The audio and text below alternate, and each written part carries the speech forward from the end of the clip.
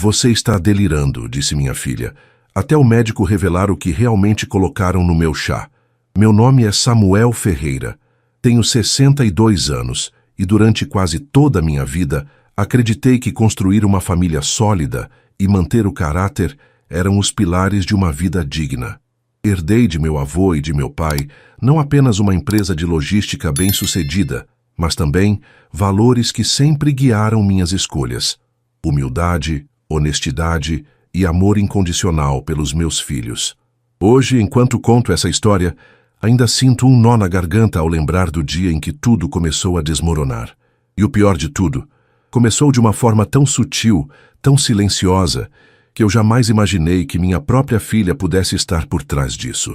Se você está assistindo agora, deixe nos comentários de onde você está vendo esse vídeo e se inscreva no canal para não perder nada, porque o que vou contar aqui vai muito além do que qualquer um poderia imaginar. Era uma tarde quente de novembro em Campinas. O sol batia forte nos vidros da varanda e o jardim que Helena, minha falecida esposa, tanto amava, estava florido. As azaleias cor-de-rosa que ela plantou 5 anos atrás, pouco antes de partir, pareciam pulsar de vida. Eu estava ali, sentado na poltrona de balanço, olhando para aquelas flores e sentindo aquela solidão pesada que só quem perdeu o amor da vida conhece. 5 anos sem Helena. 5 anos tentando preencher os dias com rotina, com trabalho, com videochamadas com Rafael e Júlia, meus 2 filhos que estão estudando fora do país. Rafael está no MIT, terminando o doutorado em engenharia aeroespacial. Júlia está em Coimbra, fazendo mestrado em medicina. Eu me orgulho tanto deles que às vezes dói, mas a distância também dói. Fernanda, minha filha mais velha, sempre foi a que ficou. 30 anos casada a 2 com Marcos Aurélio, um empresário que se apresenta como consultor de negócios, mas que eu nunca consegui entender direito o que ele faz. Sempre achei Marcos um homem arrogante, daqueles que fala muito e escuta pouco, mas tentei respeitar a escolha da minha filha. Naquela tarde, Fernanda tinha avisado que viria me visitar. Ela começou a fazer isso com frequência depois que completei 60 anos. Toda semana, às quintas-feiras, por volta das 3 da tarde, ela aparecia com um bolo caseiro, um sorriso no rosto e aquele jeito carinhoso de dizer: "Oi, pai, trouxe um bolinho para a gente tomar um chá." No começo, eu fiquei feliz. Pensei que era um gesto de amor, de cuidado. Helena sempre sonhou que os filhos ficassem próximos, que a família fosse unida. Então eu aceitava de bom grado. Dona Lourdes, minha empregada que está comigo há 15 anos, sempre preparava o chá. Mas Fernanda insistia em fazer do jeitinho que a mãe fazia. Naquele dia, ela chegou às 3 horas em ponto. Ouvi o portão abrindo, o barulho do carro dela estacionando na garagem. Logo em seguida, sua voz alegre ecoou pela casa. "Pai, onde você está?" "Aqui na varanda, filha", respondi levantando da poltrona. Ela entrou carregando uma sacola térmica e sorriu ao me ver. "Trouxe bolo de cenoura, seu favorito. E já separei o chá também." Ela entrou na cozinha, cumprimentou Dona Lourdes e logo assumiu o comando do fogão. Enquanto a chaleira aquecia, Fernanda falava sobre o trabalho, sobre o trânsito, sobre coisas cotidianas. Eu a observava e por um momento senti um conforto que há muito não sentia. Era bom ter companhia. Era bom não estar sozinho. Minutos depois ela trouxe a bandeja. 2 xícaras de chá de camomila, 2 fatias generosas de bolo e aquele sorriso que me lembrava tanto a mãe dela. "Pronto, pai. Vamos aproveitar antes que esfrie." Sentamos na varanda. Eu peguei a xícara, senti o vapor subindo, o cheiro suave da camomila. Dei o primeiro gole. Estava quente, reconfortante. Fernanda me olhava com atenção, quase como se esperasse alguma reação. "Está gostoso, filha. Você faz igualzinho à sua mãe." Ela sorriu. Aprendi com a melhor. Conversamos por quase 1 hora. Falamos sobre Rafael e Júlia, sobre a empresa, sobre mudanças na cidade. Ela parecia interessada, presente. Quando terminou o chá, Fernanda se despediu com um beijo na testa e prometeu voltar na semana seguinte. Depois que ela foi embora, Dona Lourdes veio recolher as xícaras. Eu ainda estava na varanda, olhando o pôr do sol através das folhas da jabuticabeira. "O senhor está bem, seu Samuel?" Ela perguntou com aquele jeito cuidadoso dela. "Estou, Lourdes, só um pouco cansado." Ela assentiu, mas percebi que me olhou de um jeito diferente, como se quisesse dizer algo, mas não se atrevia. Naquela noite tive dificuldade para dormir.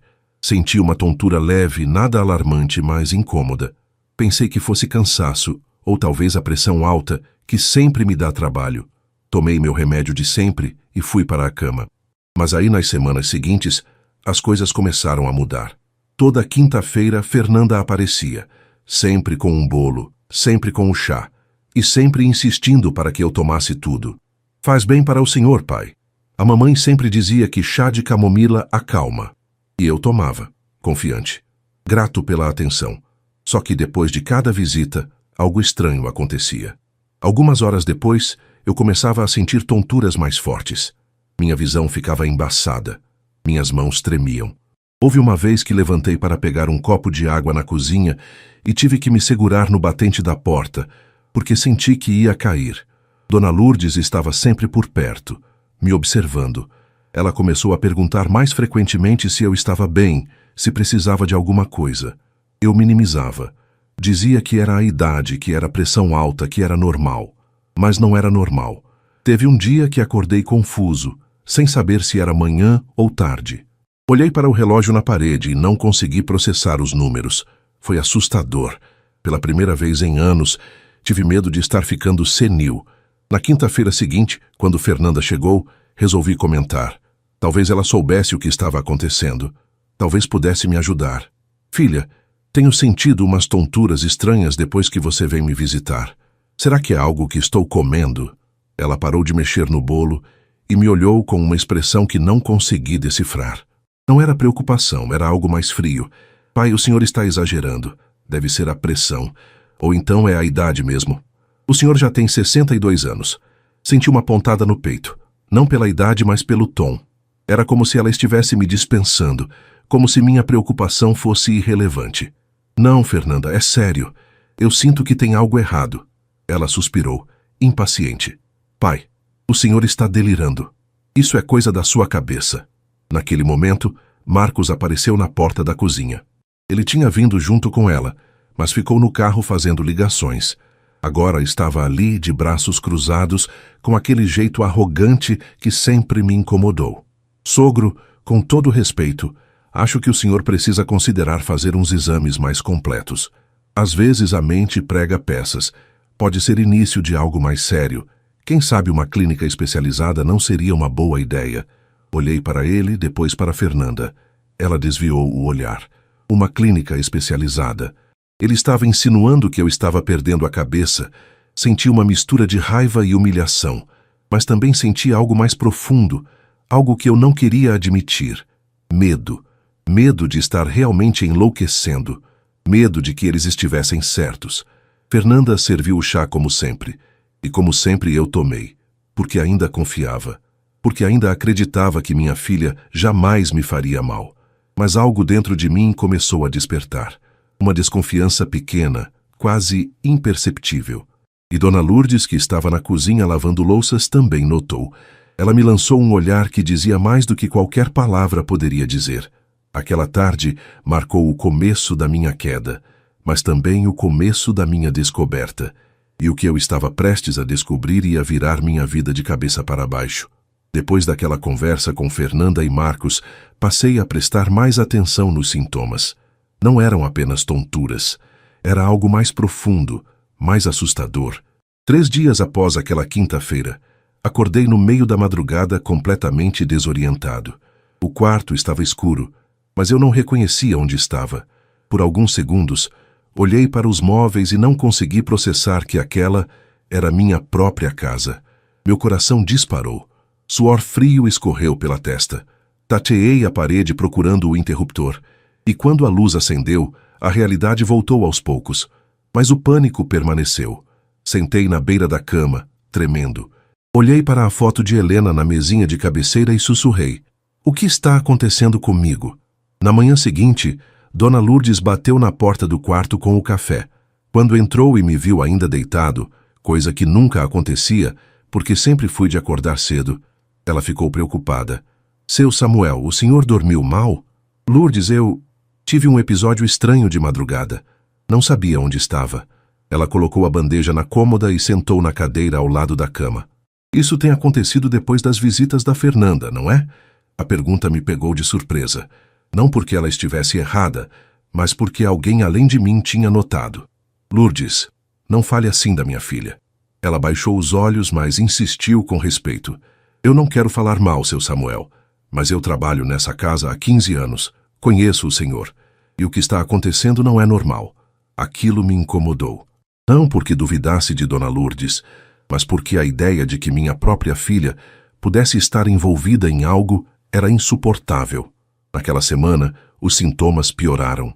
Minhas mãos tremiam ao segurar o garfo no almoço. Tive dificuldade para ler os e-mails da empresa. Minha memória começou a falhar. Esqueci o nome do gerente da filial de Ribeirão Preto durante uma reunião por videochamada. Foi humilhante. Rafael, que participava da reunião do MIT, percebeu imediatamente. Pai, o senhor está bem? Parece cansado. Estou bem, filho. Só um pouco sobrecarregado. Mas ele não pareceu convencido. Quando quinta-feira chegou novamente, Fernanda apareceu no horário de sempre. Dessa vez, Marcos veio junto e ficou na sala, mexendo no celular, mas claramente prestando atenção em tudo. Fernanda entrou na cozinha com a sacola térmica. Dona Lourdes estava lá, preparando o almoço. Notei que minha filha ficou incomodada com a presença dela. Lourdes, pode deixar que eu faça o chá hoje. A senhora pode ir cuidar da lavanderia. Dona Lourdes hesitou, me olhou rapidamente, mas obedeceu. Saiu da cozinha em silêncio. Fernanda preparou o chá sozinha. Ouvi o barulho da chaleira, o tilintar das xícaras. Alguns minutos depois ela trouxe a bandeja para a varanda onde eu esperava. Pronto, pai. Chá quentinho e bolo de fubá hoje. Peguei a xícara, mas antes de beber, a observei. Ela estava me olhando com uma intensidade estranha, como se esperasse algo. Fernanda, preciso te contar uma coisa. Tenho tido uns sintomas muito estranhos. Acordei confuso de madrugada essa semana, esqueci nomes de pessoas que conheço há anos. Minhas mãos tremem. Ela suspirou, impaciente. Pai, de novo com isso? Eu já falei. O senhor está ficando velho. É normal. Não é normal, Fernanda. Tenho 62 anos, não 90. Marcos levantou do sofá e veio até a varanda.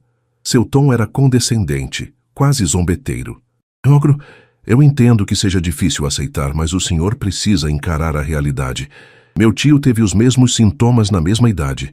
Hoje ele está em uma clínica especializada e está muito bem cuidado. Talvez seja a hora de considerar essa opção. Senti a raiva subindo pela garganta. Eu não vou para clínica nenhuma, não estou louco. Fernanda tocou minha mão com aquele jeito falso de preocupação.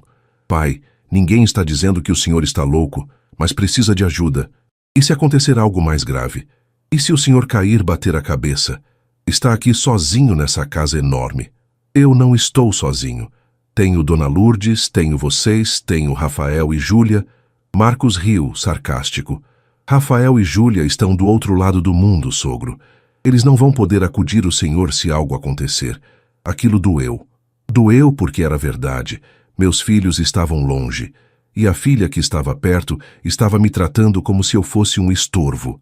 Bebi o chá em silêncio, com a garganta apertada. O gosto estava levemente amargo, mas atribuí isso ao meu estado emocional. Fernanda e Marcos ficaram mais alguns minutos, conversando sobre amenidades, mas a tensão no ar era palpável. Quando eles finalmente foram embora, senti um alívio misturado com tristeza. Voltei para a varanda e fiquei olhando o jardim, tentando acalmar a mente. Dona Lourdes apareceu pouco depois, recolhendo as xícaras. Ela pegou a minha, ainda com um pouco de chá no fundo, e a observou com atenção. Olhou para mim como se quisesse dizer algo, mas apenas balançou a cabeça e voltou para a cozinha. Naquela noite, por volta das 8 horas, comecei a sentir as tonturas de novo, mais fortes dessa vez. Levantei do sofá para ir ao banheiro e precisei me apoiar na parede. Minha visão ficou embaçada. Senti náuseas. Dona Lourdes estava passando pelo corredor e me viu cambaleando. Mas é o Samuel. Ela correu e me segurou pelo braço. Vou ligar para o Dr. Henrique. Não, Lourdes, não precisa. Vai passar. Não vai passar. O senhor está mal. Ela me ajudou a sentar no sofá e trouxe um copo de água. Fiquei ali, respirando fundo, tentando controlar o mal-estar. Aos poucos a tontura foi diminuindo, mas a fraqueza permaneceu. Dona Lourdes sentou ao meu lado, com os olhos marejados. Seu Samuel, eu preciso falar uma coisa, e o senhor vai ter que me ouvir. mesmo que não goste. Olhei para ela cansado demais para discutir. Fala, Lourdes. Hoje, quando a Fernanda mandou eu sair da cozinha, eu fiquei desconfiada. Então voltei e fiquei observando da porta do corredor. Ela estava mexendo no armário onde ficam os temperos e tirou um vidrinho pequeno da bolsa. Colocou alguma coisa no chá do senhor, seu Samuel. Eu vi. O mundo parou. Meu coração parou. Olhei para Dona Lourdes como se ela tivesse dito a coisa mais absurda do universo. Lourdes, você deve ter visto errado. Eu não vi errado. Ela colocou algo no chá, e o senhor sempre fica mal depois que ela vem. Lágrimas escorreram pelo rosto dela. Eu trabalho aqui há 15 anos, seu Samuel. Cuidei da Dona Helena quando ela estava doente. Cuidei dos seus filhos quando eram pequenos. Eu nunca ia inventar uma coisa dessas. Mas eu não posso mais ficar calada vendo o senhor definhar. Fiquei em silêncio. Meu cérebro se recusava a processar o que ela estava dizendo. Minha filha, envenenando meu chá? Era impossível, era insano. Mas no fundo, uma parte de mim começou a acreditar. Porque tudo fazia sentido. Os sintomas, o timing, a insistência para que eu tomasse o chá, a frieza de Fernanda, a pressão de Marcos para me internar. Lourdes, o que eu faço? Ela enxugou as lágrimas e me olhou com determinação. Amanhã de manhã eu vou procurar o Dr. Henrique e vou levar o que sobrou do chá. Olhei para ela, assustado. Você guardou? Guardei. Está no freezer. Porque eu sabia que uma hora o senhor ia precisar de provas. Naquela noite não consegui dormir.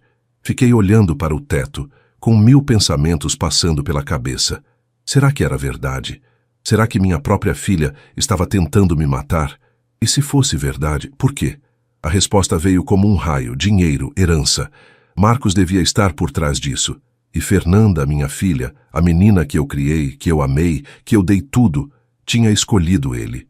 Amanheceu, e eu ainda estava acordado, com os olhos fixos na janela, vendo a luz do dia invadir o quarto. E naquele momento, soube que minha vida nunca mais seria a mesma. Dona Lourdes não esperou minha permissão. Na manhã seguinte, sexta-feira, ela acordou cedo, preparou meu café e anunciou que ia resolver um assunto pessoal no centro de Campinas. Eu sabia o que ela ia fazer, mas não tive forças para impedi-la. A verdade é que eu precisava saber, mesmo que doesse, mesmo que destruísse tudo que eu acreditava sobre minha filha.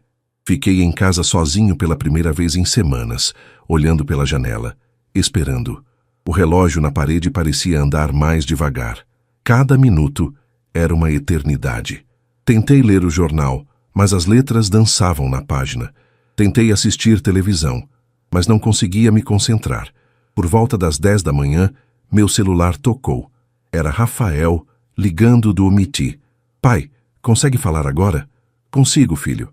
Pai, eu... Fiquei preocupado depois da reunião da semana passada. O senhor não estava bem. E a Júlia também comentou que nas últimas videochamadas o senhor parecia confuso. Respirei fundo. Não queria preocupá-los, mas também não podia mais mentir. Rafael, eu tenho sentido uns sintomas estranhos. Tonturas, confusão, tremores. Mas pode ficar tranquilo. Estou investigando. Houve uma pausa do outro lado. Pai, isso começou quando? Faz uns 2, 3 meses. E o senhor foi ao médico? Ainda não, mas vou. Outra pausa. Rafael era engenheiro, analítico. Eu sabia que ele estava processando informações. Pai, posso fazer uma pergunta estranha? Pode. Esses sintomas, eles acontecem em algum dia específico da semana? Ou depois de alguma coisa que o senhor come ou bebe? Meu coração acelerou. Rafael tinha herdado não apenas a inteligência do avô, mas também a capacidade de ver padrões onde outros não viam. Por que você pergunta isso? Porque sintomas neurológicos repentinos em alguém saudável como o senhor não são normais. E se tem um padrão, pode ser exposição a algo, medicamento errado, interação alimentar ou algo pior. Fechei os olhos. Meu filho estava chegando à mesma conclusão que Dona Lourdes. Rafael, eu prefiro não falar sobre isso por telefone agora, mas prometo que vou ao médico e te conto tudo. Pai, o senhor está me preocupando. Quer que eu volte para o Brasil? Não, não precisa. Eu estou bem. Só preciso de uns dias para entender o que está acontecendo. Ele hesitou, mas concordou. Está certo, mas me liga se precisar de qualquer coisa. Qualquer coisa mesmo. Eu largo tudo e volto. Eu sei, filho. Obrigado. Quando desliguei, senti um aperto no peito. Meus filhos que estavam longe se preocupavam mais comigo do que a filha que estava perto. Por volta do meio-dia, Dona Lourdes voltou. Entrou pela porta da cozinha e, pelo jeito que ela olhou para mim, soube que tinha novidades. Consegui falar com o Dr. Henrique. Ele me atendeu entre 2 pacientes, entreguei o chá para ele. E o que ele disse? Disse que vai mandar analisar em um laboratório de confiança. Mas ele também ficou muito preocupado, seu Samuel. Disse que se for o que ele está pensando é caso de polícia. As palavras caíram como pedras. Caso de polícia. Minha filha, minha Fernanda. Ele pediu que o senhor vá ao consultório segunda-feira de manhã para fazer exames de sangue. Precisa ver o que tem no organismo do senhor. Assenti sem forças para falar. Dona Lourdes se aproximou e colocou a mão no meu ombro. Seu Samuel, eu sei que o senhor não quer acreditar. Eu também não queria. Mas a gente precisa proteger o senhor. A dona Helena, onde quer que esteja, ia querer que eu cuidasse do senhor. E é isso que eu vou fazer. Lágrimas surgiram nos meus olhos. Dona Lourdes tinha razão. Helena teria feito o mesmo. O fim de semana foi o mais longo da minha vida. Sábado e domingo se arrastaram em silêncio. Não atendi ligações de Fernanda. Ela mandou mensagens perguntando se eu estava bem, dizendo que queria passar lá no domingo. Respondi que estava cansado e precisava descansar. Ela insistiu. Pai, estou preocupada. Quer que eu leve almoço? Respondi seco. Não precisa. Fiquei observando o jardim, as flores de Helena e tentando entender onde eu tinha errado, onde a educação falhou, onde o amor não foi suficiente. Na segunda-feira de manhã, Dona Lourdes me levou ao consultório do Dr. Henrique. Ele era meu amigo há mais de 20 anos. Foi ele quem cuidou de Helena nos últimos meses de vida. Ele conhecia minha família, conhecia Fernanda desde pequena. Quando entrei no consultório, ele me cumprimentou com um abraço apertado e um olhar sério. Samuel, senta aqui. Vou te examinar primeiro e depois conversamos. Ele mediu minha pressão, checou reflexos, fez perguntas sobre memória e coordenação motora. Anotava tudo em silêncio, com o senho franzido. Samuel, vou coletar sangue para análise toxicológica completa. Preciso ver exatamente o que tem no seu organismo. Henrique, você acha que é grave? Ele pousou a caneta e me olhou nos olhos. Se o que Dona Lourdes me disse for verdade, sim, é gravíssimo. E precisamos de provas concretas antes de dar qualquer passo. Quanto tempo até ter os resultados? Do sangue, uns 3 dias. Do chá, o laboratório prometeu para amanhã, porque eu pedi urgência. Saí do consultório com a sensação de estar vivendo um pesadelo. Voltei para casa e o resto do dia passou em névoa. Não conseguia comer, não conseguia pensar em outra coisa. Na terça-feira à tarde, meu celular tocou. Era Dr. Henrique. Samuel, preciso que você venha ao consultório agora. Tenho os resultados do chá. Meu coração quase saiu pela boca. É ruim? Vem aqui. Pessoalmente. Não quero falar por telefone. Dona Lourdes me levou de carro. O trânsito de Campinas estava intenso, mas eu mal percebia. Minha mente estava em outro lugar, preparando-se para o pior. Quando chegamos ao consultório, Dr. Henrique nos recebeu imediatamente. Ele fechou a porta, nos fez sentar e colocou um papel em cima da mesa. Era o laudo do laboratório. Samuel, o chá que Dona Lourdes me entregou continha 2 substâncias altamente perigosas, escopolamina em dose elevada e diazepam. A combinação dessas 2 drogas, especialmente para alguém com hipertensão como você, pode causar exatamente os sintomas que você descreveu. Tonturas, confusão mental, desorientação, tremores. Ele fez uma pausa, deixando a informação afundar. Se consumidas por tempo prolongado, essas substâncias podem causar AVC, parada cardíaca ou danos cerebrais irreversíveis. Samuel, alguém estava te envenenando. E não era acidental. Era calculado. Dona Lourdes começou a chorar. Eu fiquei paralisado olhando para o laudo, incapaz de processar. Tem certeza? Absoluta. O laboratório confirmou. E mais. A dosagem estava alta o suficiente para ser letal a médio prazo. Você estava sendo envenenado aos poucos, de forma que parecesse deterioração natural. Senti uma náusea violenta. Levantei, corri até o banheiro do consultório e vomitei tudo. Meu corpo rejeitava não a comida, mas a verdade. Quando voltei, Dr. Henrique estava ao telefone. Desligou e me olhou. Samuel, acabei de ligar para um advogado amigo meu. Você precisa de orientação jurídica. E vou te falar com toda clareza. Isso é tentativa de homicídio. Você precisa registrar um boletim de ocorrência. Henrique, é minha filha. É sua filha que estava te matando, Samuel. Ele bateu a mão na mesa, algo que nunca tinha feito. Desculpa o tom, mas você precisa encarar a realidade. Se você não agir, ela vai continuar. E da próxima vez, pode ser tarde demais. Voltei para casa em choque. Dona Lourdes ficou em silêncio o caminho todo, mas antes de sair do carro ela me disse: Seu Samuel, a dona Helena jamais ia perdoar a gente se deixasse isso passar. O senhor sabe disso. Ela tinha razão. Helena era doce, mas era justa, e jamais aceitaria que alguém, nem mesmo a própria filha, fizesse isso impunemente.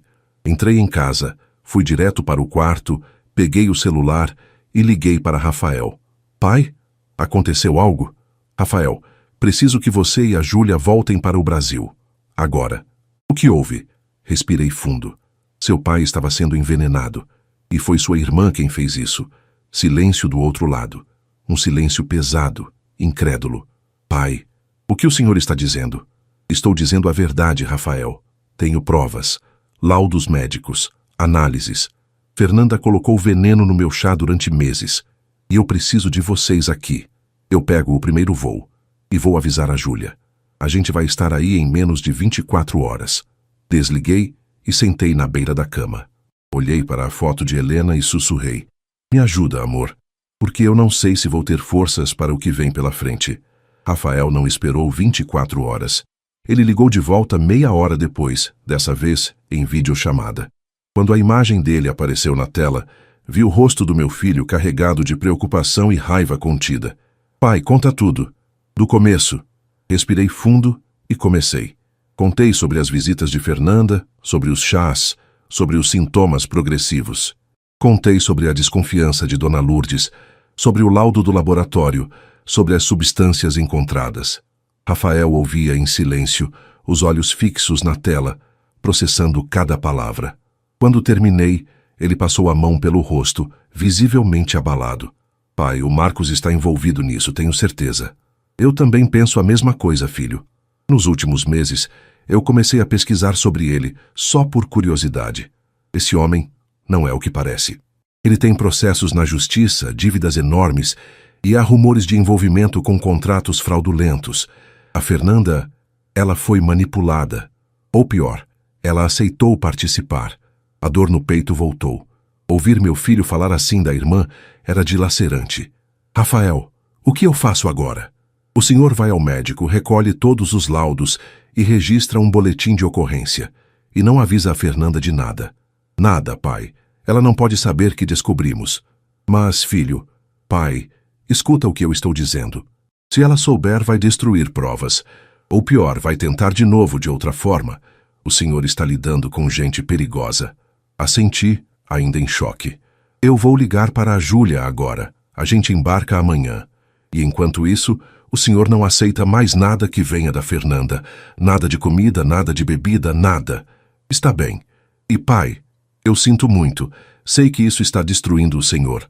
Mas a gente vai resolver. Juntos. A videochamada encerrou e fiquei sozinho no escritório, olhando para a tela preta do notebook. A casa estava silenciosa. Apenas o tic-tac do relógio na parede quebrava o silêncio. Dona Lourdes apareceu na porta com uma xícara de chá. Fiz para o senhor, mas fui eu mesma quem preparei do começo ao fim. Aceitei a xícara, mas não consegui beber. O simples ato de tomar chá agora estava contaminado. Ela percebeu e suspirou. Vai passar, seu Samuel. Com o tempo. Não sei se vai, Lourdes. Naquela noite, Fernanda mandou mensagem de novo. Pai, por que está me evitando? Aconteceu alguma coisa? Estou preocupada. Olhei para a mensagem por longos minutos. Parte de mim queria confrontá-la imediatamente, gritar, exigir explicações. Mas outra parte, a parte racional que Rafael tinha acordado, sabia que precisava esperar. Precisava de mais provas. Precisava estar preparado. Respondi. Estou bem, filha. Só cansado. Conversamos em breve. Ela respondeu rápido. Vou aí quinta-feira como sempre, beijo. Senti um frio na espinha. Quinta-feira, o dia do chá. Ela ainda planejava continuar. No dia seguinte, quarta-feira, os exames do meu sangue ficaram prontos. Dr. Henrique me ligou e pediu para eu ir ao consultório de novo. Quando cheguei, ele estava com vários papéis espalhados na mesa. Seu rosto estava sério, carregado. Samuel, os exames de sangue confirmaram. Você tem resíduos de escopolamina e diazepam no organismo. Isso significa que a intoxicação foi prolongada e sistemática. Seu fígado está sobrecarregado tentando processar essas substâncias e sua pressão arterial apresentou picos perigosos. Ele me entregou uma pasta com todos os laudos.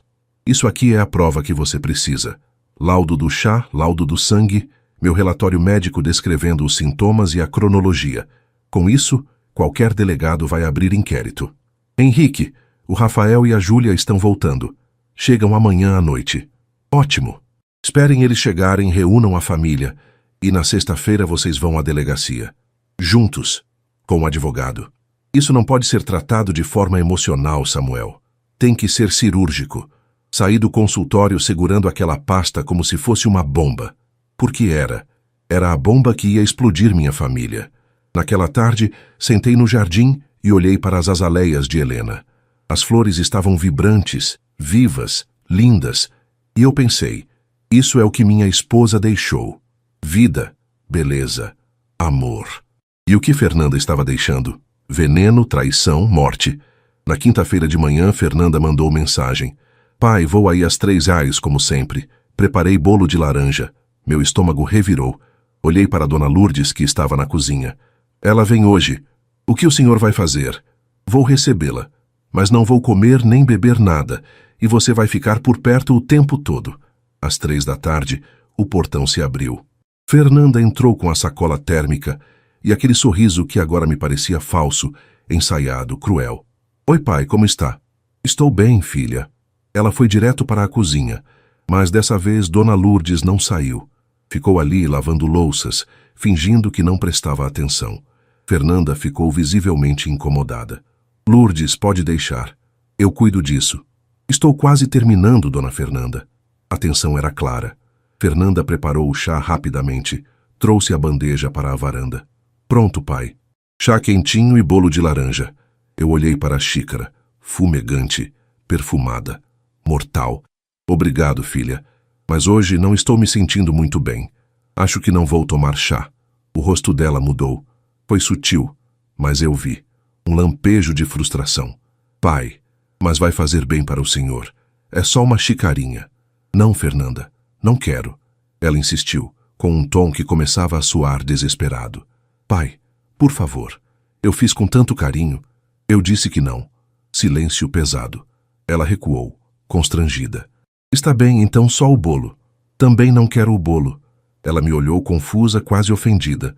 Pai, o que está acontecendo? Por que está me tratando assim? Olhei nos olhos dela, os mesmos olhos de Helena, e me perguntei, como alguém com esses olhos poderia fazer o que ela fez? Estou cansado, Fernanda, só isso. Ela ficou mais alguns minutos tentando conversar, mas a atmosfera estava insuportável. Finalmente, ela se despediu, visivelmente incomodada. Está bem, pai. Qualquer coisa me liga. Ela saiu, e eu fiquei ali olhando para aquela xícara de chá intocada, como se fosse uma serpente enrolada na mesa. Dona Lourdes apareceu, pegou a xícara com um pano e a levou direto para a cozinha. Guardou no freezer, em outro pote lacrado. Mais uma prova, seu Samuel. Naquela noite, Rafael e Júlia chegaram. Quando abri a porta e vi meus 2 filhos ali, abraçados, cansados da viagem, mas determinados, desmoronei. Chorei pela primeira vez desde que tudo começou. Júlia me abraçou forte e sussurrou. A gente vai cuidar do senhor, pai, e vai fazer justiça. Rafael entrou com uma mala de mão e um notebook. Pai, amanhã de manhã a gente vai à delegacia. Eu já entrei em contato com um advogado criminalista aqui de Campinas. Ele vai nos encontrar lá. E também já avisei o tio Márcio. Ele se referia ao irmão mais novo de Helena, que era promotor de justiça em São Paulo. Rafael, não precisava envolver o tio. Precisava sim, pai. A gente vai fazer isso do jeito certo, com toda a força da lei. Naquela noite, os 3 ficamos na sala conversando até tarde. Júlia, com sua sensibilidade de futura médica, tentava entender como Fernanda tinha chegado a esse ponto. Rafael, com sua lógica de engenheiro, mapeava todas as possibilidades legais e consequências. E eu, sentado ali entre meus 2 filhos mais novos, percebi algo doloroso, mas verdadeiro. Família não é quem tem o mesmo sangue. É quem fica quando tudo desmorona. Na sexta-feira de manhã, às 9 horas, entramos na Delegacia Central de Campinas. Rafael, Júlia, eu, Dr. Henrique como testemunha e o advogado criminalista, Dr. Gustavo Andrade. A delegada responsável, doutora Patrícia Moraes, nos recebeu em uma sala reservada. Quando apresentei os laudos, as análises, o histórico médico, ela ficou em silêncio por longos minutos, lendo tudo com atenção. Finalmente, ela levantou os olhos e disse: Sr. Samuel, isso é grave, muito grave. Vou abrir inquérito imediatamente por tentativa de homicídio qualificado. Vou precisar intimar sua filha e o genro para prestarem depoimento. E vou solicitar busca e apreensão na residência deles para procurar as substâncias. Rafael se inclinou para a frente. Doutora, há risco de destruição de provas? Por isso vou pedir a busca ainda hoje. E dependendo do que encontrarmos, pode haver prisão preventiva. Meu coração disparou. Prisão. Minha filha presa. Doutor. Gustavo, o advogado, complementou. Delegada, meu cliente também gostaria de solicitar medida protetiva impedindo a filha e o genro de se aproximarem dele. Concedido. Vou encaminhar ao juiz ainda hoje. Quando saímos da delegacia, a realidade caiu sobre mim como uma tonelada de tijolos. Não tinha mais volta. A engrenagem da justiça estava em movimento. E minha família, como eu a conhecia, tinha acabado. Voltamos para casa em silêncio. Rafael dirigia.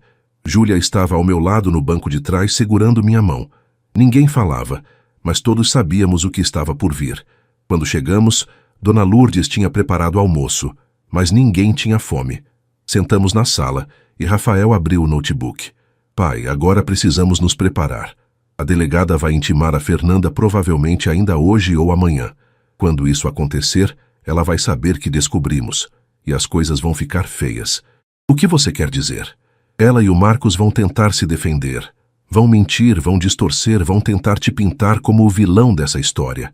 A gente precisa estar preparado para isso. Júlia completou, com lágrimas nos olhos. Pai, a Fernanda vai te machucar de novo, com palavras, com acusações, e vai doer, mas a gente vai estar aqui com o Senhor. Eu assenti sem forças para falar. O telefone de casa tocou. Era um número desconhecido. Rafael atendeu, colocou no viva-voz. Alô? Aqui é da Delegacia Central. Estou falando com a residência do Sr. Samuel Ferreira? Sim.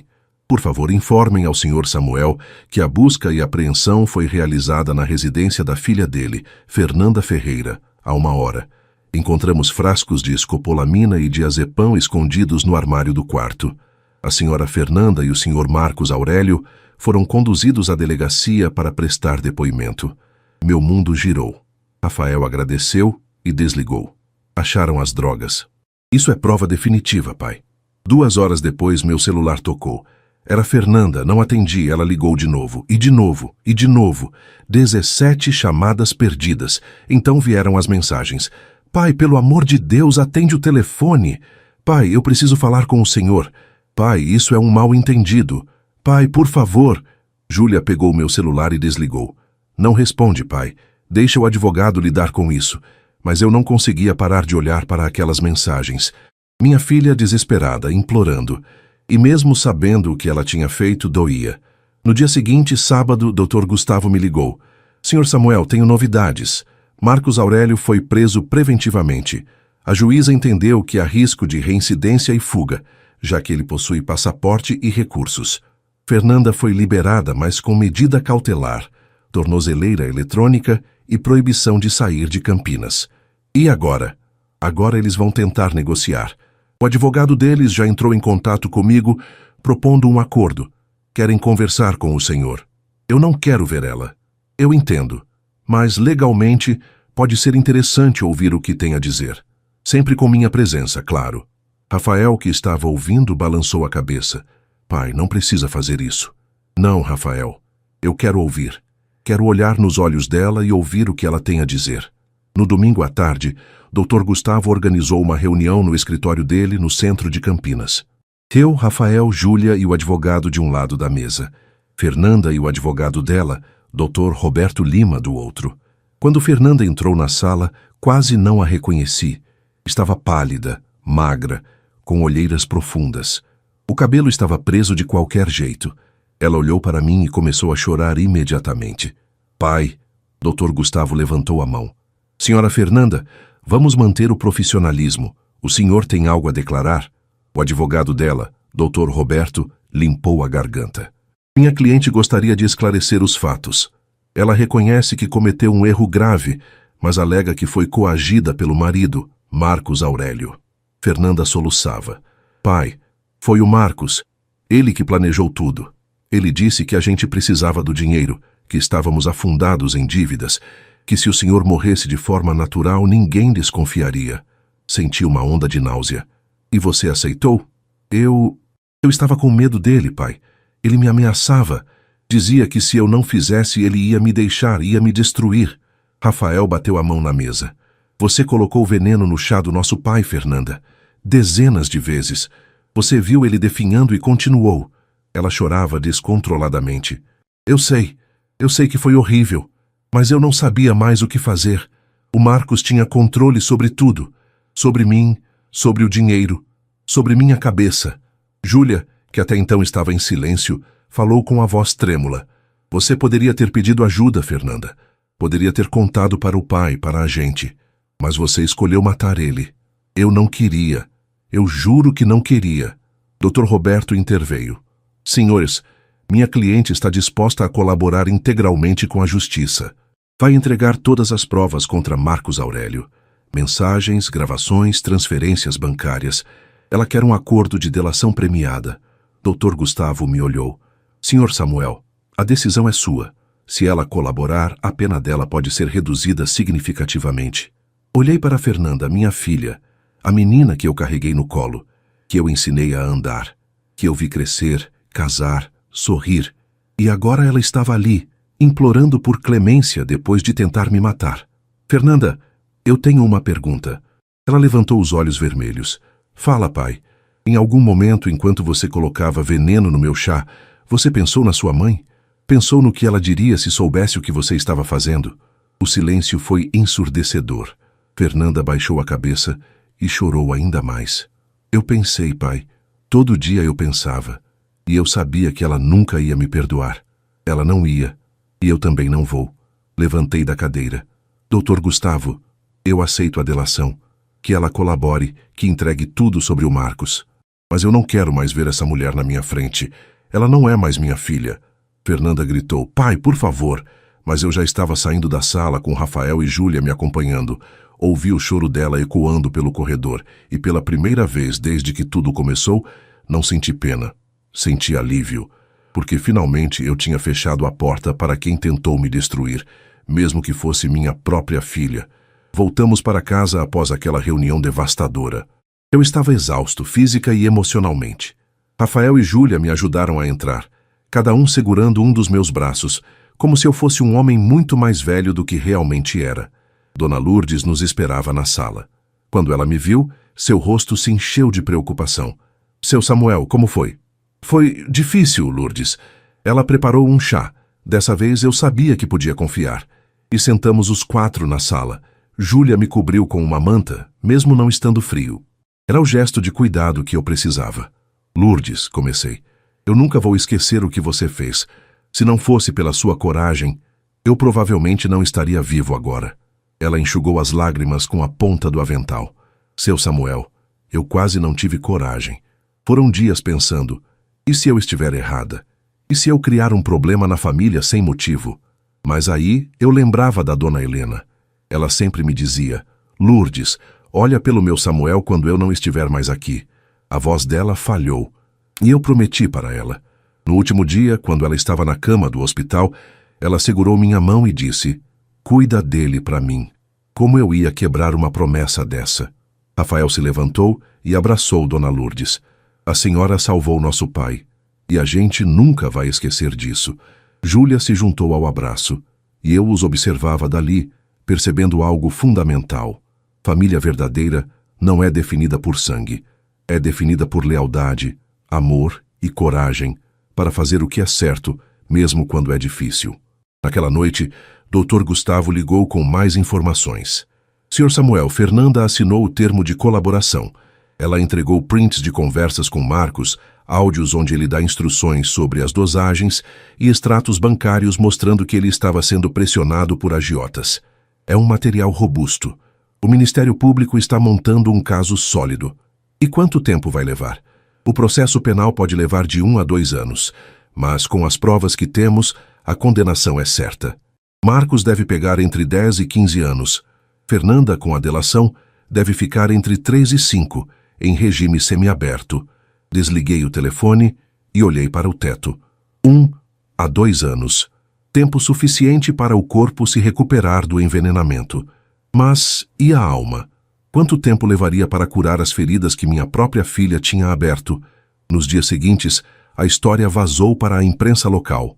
Empresário é envenenado pela própria filha em Campinas. Era a manchete do jornal. Meu telefone não parava de tocar.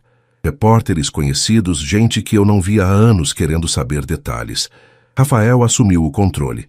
Fez um comunicado oficial, explicando que a família estava colaborando com a justiça e pedindo privacidade. Ele também cuidou da empresa, assumindo temporariamente a presidência enquanto eu me recuperava. Júlia, com seu olhar clínico, acompanhava minha saúde de perto. Ela fez questão de ir comigo a todas as consultas com o doutor. Henrique anotava tudo, fazia perguntas técnicas sobre a desintoxicação do meu organismo. Pai, o senhor vai se recuperar completamente, ela me disse uma tarde, enquanto caminhávamos pelo jardim. O fígado está respondendo bem, a pressão está estabilizando. Fisicamente, em alguns meses, o senhor estará 100%. E emocionalmente? Ela segurou minha mão. Isso vai levar mais tempo, mas a gente vai estar aqui. Sempre. Uma semana depois da delação, Dona Lourdes me chamou na cozinha. Ela estava organizando algumas caixas. Seu Samuel, preciso mostrar uma coisa. Ela abriu uma gaveta e tirou um caderno antigo de capa dura azul. Eu anotei tudo, desde a primeira vez que desconfiei.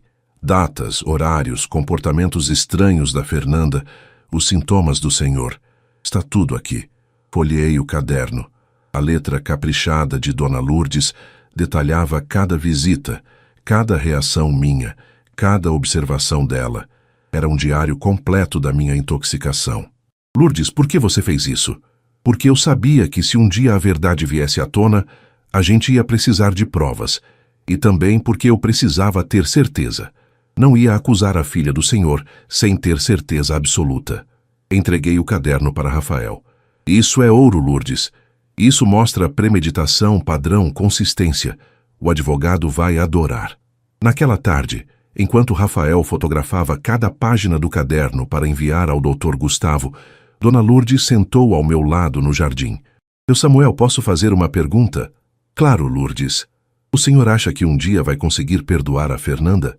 Suspirei fundo, olhando para as azaleias de Helena. Lourdes, perdão não significa esquecer.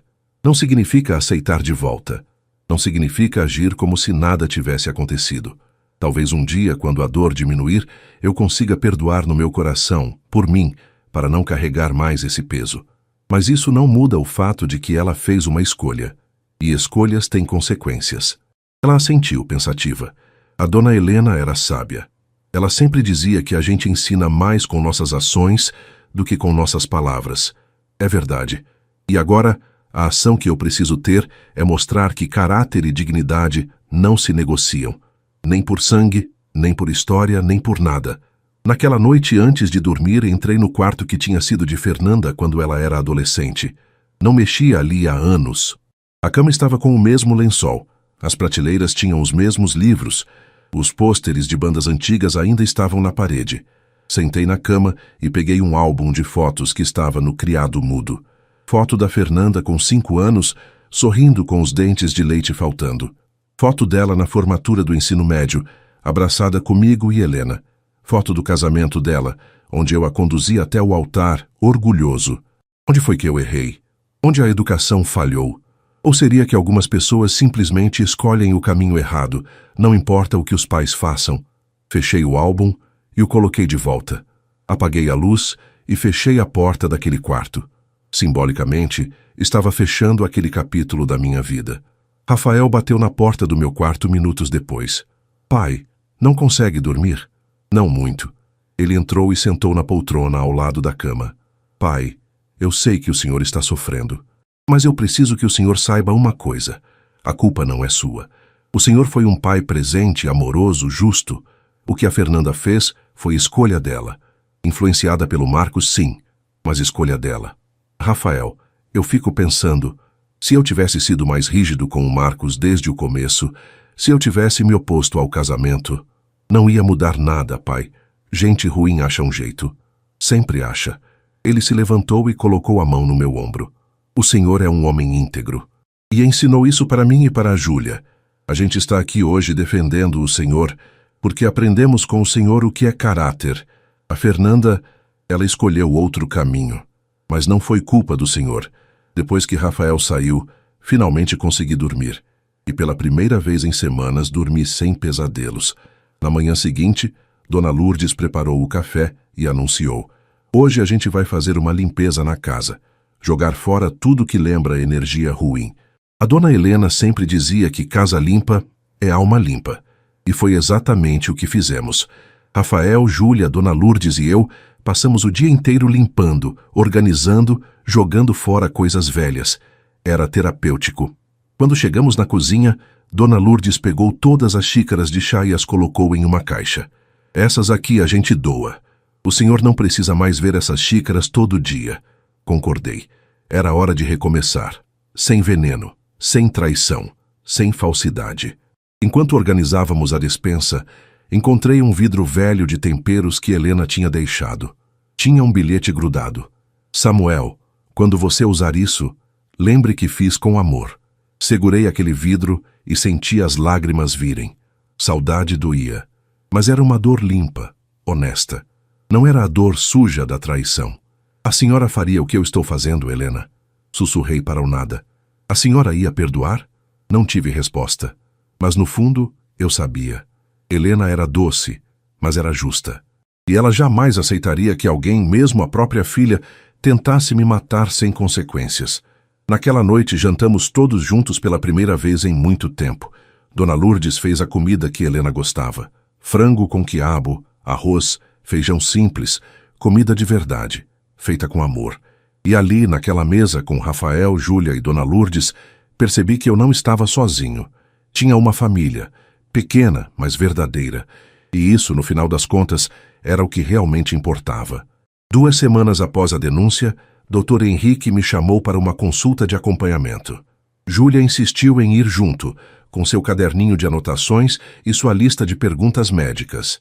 O consultório estava quieto naquela tarde de quarta-feira.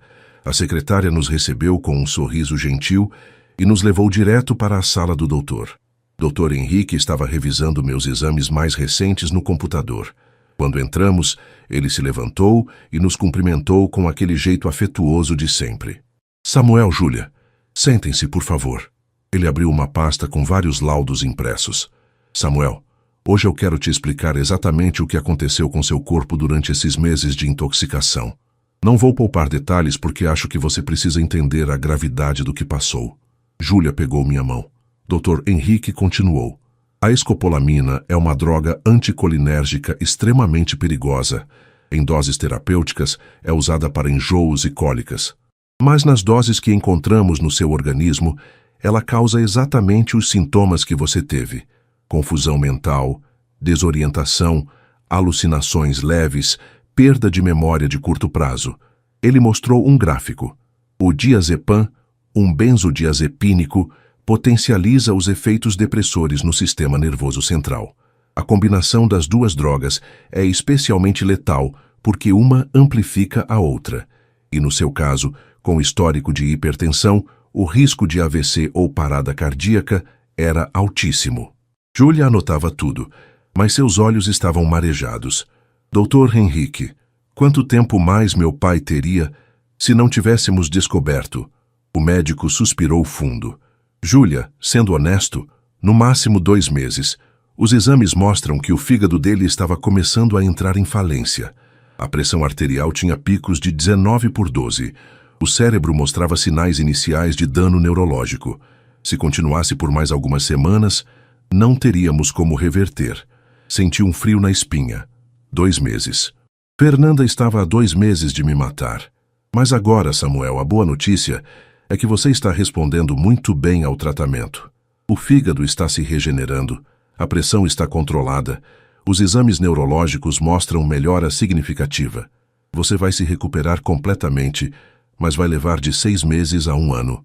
E as sequelas? Perguntei. Mínimas. Pode ter alguns lapsos de memória ocasionais, nada grave, e precisa evitar estresse extremo pelos próximos meses. O sistema nervoso ainda está se recuperando. Júlia limpou as lágrimas. Doutor, meu pai pode continuar trabalhando? Pode, mas gradualmente. Não pode se sobrecarregar e precisa vir aqui a cada 2 semanas para acompanhamento. Saímos do consultório com uma mistura de alívio e revolta. Alívio por saber que eu ia me recuperar. Revolta por saber o quão perto eu estive da morte. No carro, Júlia explodiu. Pai, ela quase te matou. 2 meses. Se a dona Lourdes não tivesse desconfiado... Eu sei, filha. Eu sei. Como alguém faz isso? Como alguém olha para o próprio pai definhando e continua colocando veneno no chá dele? Não tive resposta. Porque não existia resposta que fizesse sentido. Quando chegamos em casa, Rafael estava na varanda, ao telefone. Quando ele nos viu, desligou rapidamente. Pai, era o Dr. Gustavo. O julgamento de Marcos foi marcado. Vai ser daqui a 4 meses. E a Fernanda vai testemunhar contra ele. Ela vai ter que me ver lá? Sim. Você é a vítima. Vai ter que depor. A ideia de ver Fernanda novamente me deixou nauseado, mas eu sabia que era necessário. Naquela noite, enquanto jantávamos, Dona Lourdes comentou. Seu Samuel, hoje mais cedo a vizinha, Dona Marta, me parou na rua. Disse que viu a notícia no jornal e que está orando pelo Senhor. Metade da cidade deve estar comentando, Lourdes. Estão, mas saiba que a maioria está do lado do Senhor. As pessoas entendem. Sabem que o Senhor é um homem de bem. Rafael completou. Pai, no escritório, os funcionários fizeram uma vaquinha e compraram uma cesta de frutas para o Senhor. Disseram que admiram sua coragem de ir até o fim. Aquilo me tocou. Em meio a tanta dor, havia humanidade. Havia pessoas boas. 2 dias depois recebi uma ligação inesperada. Era o advogado de Fernanda, Dr. Roberto Lima. Senhor Samuel, sei que o senhor não quer falar com minha cliente, mas ela pediu que eu transmitisse uma mensagem. Estou ouvindo. Ela disse, pai, eu sei que não tenho direito de pedir nada, mas por favor cuide da sua saúde. Eu jamais vou me perdoar pelo que fiz, mas preciso que o senhor saiba que eu ainda amo o Senhor, mesmo sabendo que o Senhor nunca mais vai me amar de volta. Desliguei sem responder. Rafael, que ouviu a conversa, perguntou, pai, o que o senhor sentiu? Nada, Rafael. Absolutamente nada. E era verdade. O coração estava cauterizado. Não havia mais espaço para Fernanda ali. Nas semanas seguintes, minha recuperação física acelerou. Voltei a caminhar no jardim todas as manhãs. Voltei a ler os relatórios da empresa. Voltei a ter apetite. Meu corpo estava se curando. Mas à noite, quando a casa ficava silenciosa, eu ainda acordava com pesadelos. Sonhava que estava tomando o chá e não conseguia parar. Sonhava que Fernanda ria enquanto eu caía. Sonhava com Helena me perguntando por que eu não tinha protegido nossa filha de se tornar uma assassina. Júlia percebeu e sugeriu que eu fizesse terapia.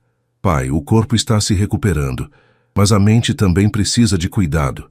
Comecei a ir em um psicólogo, Dr. Tomás, recomendado por Dr. Henrique. Nas sessões, falava sobre a traição, sobre a dor, sobre a culpa de não ter percebido antes. Samuel, ele me disse em uma sessão, você não tinha como saber. Pessoas manipuladoras são especialistas em esconder suas intenções. Você confiou porque era seu papel de pai confiar. Isso não é fraqueza. É humanidade. Aquelas palavras aliviaram um pouco o peso que eu carregava. 1 mês após a denúncia, Dr. Gustavo me ligou com novidades.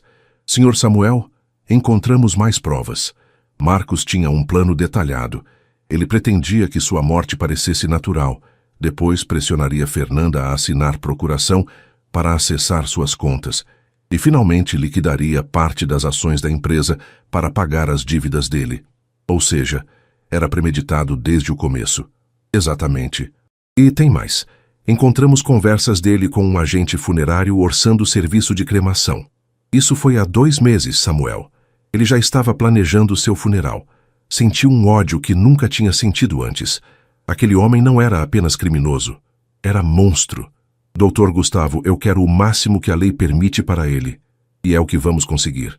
Com essas provas, ele não sai por menos de 15 anos. Naquela noite, contei para Rafael e Júlia sobre as novas descobertas. Júlia chorou. Rafael socou a parede. Esse desgraçado merece apodrecer na cadeia.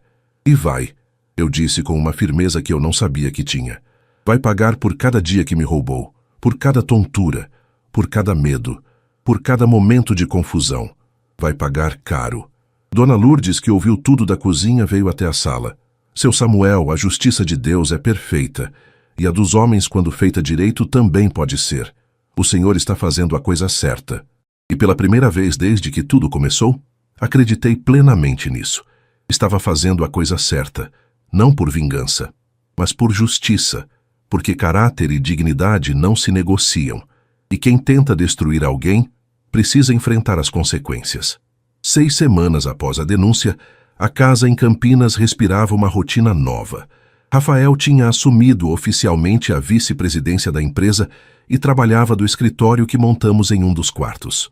Júlia decidiu adiar o retorno para Portugal por tempo indeterminado, conseguindo transferência para concluir o mestrado na Unicamp. E Dona Lourdes, que sempre foi mais que empregada, agora era oficialmente parte da família. Era uma quinta-feira, ironicamente o mesmo dia em que Fernanda costumava aparecer com seus chás envenenados. Mas agora, às 3 da tarde, eu estava no jardim podando as azaleias ao lado de Júlia, enquanto Rafael lia relatórios na varanda. O portão se abriu. Não era Fernanda. Era o tio Márcio, irmão de Helena e promotor de justiça em São Paulo. Ele tinha ligado mais cedo avisando que precisava falar comigo pessoalmente. Samuel, ele me abraçou forte. Vim assim que consegui me liberar do fórum. Entramos todos na sala. Dona Lourdes serviu café e Márcio abriu a pasta que trouxe. Samuel, o Ministério Público está fechando a denúncia contra Marcos e Fernanda. Eu vim pessoalmente porque quero que você entenda cada detalhe do processo. Ele espalhou documentos na mesa de centro. Marcos Aurélio será julgado por tentativa de homicídio, qualificado por motivo torpe, com 3 qualificadoras: uso de veneno, contra ascendente por afinidade e com impossibilidade de defesa da vítima. A pena pode chegar a 20 anos. Rafael se inclinou para a frente. E a Fernanda? Fernanda, por ter colaborado, responderá como coautora com atenuantes. A pena prevista é de 4 a 6 anos, com possibilidade de regime semiaberto após 1/3 cumprido. Além disso, ela perde qualquer direito sobre herança conforme prevê o Código Civil. Júlia perguntou: Tio Márcio, e se ela tentar reverter isso? Tentar se aproximar do papai de novo? Por isso estou aqui. Vim trazer a ordem de restrição permanente. Fernanda está proibida de se aproximar de Samuel a menos de 500 metros, de entrar em contato por qualquer meio e de frequentar os mesmos lugares que ele. Qualquer violação resulta em prisão imediata. Olhei para aqueles papéis e senti uma mistura de proteção e tristeza. Minha própria filha agora era legalmente impedida de chegar perto de mim. Márcio colocou a mão no meu ombro. Samuel, eu sei que isso é doloroso. Helena era minha irmã e Fernanda é minha sobrinha, mas o que ela fez é imperdoável. E como promotor, como tio e como alguém que amava profundamente a Helena, eu vou garantir que a justiça seja feita. Márcio, você acha que a Helena estaria de acordo com isso? Ele olhou para a foto de Helena na estante. Helena tinha um coração enorme, mas ela também tinha uma espinha dorsal de aço. Ela jamais aceitaria que alguém, mesmo a própria filha, tentasse te matar sem consequências. Ela te amava demais para isso. Aquela resposta me trouxe uma paz que eu não esperava. Márcio ficou para o jantar. Dona Lourdes preparou um ensopado que Helena costumava fazer. E ficamos todos na mesa, conversando sobre memórias boas. Márcio contava histórias da infância de Helena, de como ela era teimosa, mas justa, doce, mas firme. Teve uma vez, ele disse rindo, que Helena descobriu que uma amiga de escola estava sendo injustiçada por uma professora. Ela juntou provas, conversou com outros alunos, e foi até a diretoria sozinha, com 12 anos de idade, apresentar o caso. A professora foi repreendida e a amiga dela inocentada. Rafael sorriu. Vovó era assim. A mamãe herdou isso dela. Herdou sim. E você e Júlia herdaram dela também. Por isso estão aqui lutando pela verdade. Depois do jantar, quando Márcio foi embora, ficamos os 4 na varanda. A noite estava clara, com lua cheia iluminando o jardim. Pai, Júlia disse suavemente, amanhã é aniversário da mamãe. A gente podia fazer alguma coisa em homenagem a ela. Eu tinha esquecido. Com tudo o que estava acontecendo, a data tinha passado despercebida. Helena faria 63 anos. O que vocês sugerem? Rafael pensou por um momento. Podíamos plantar uma árvore no jardim.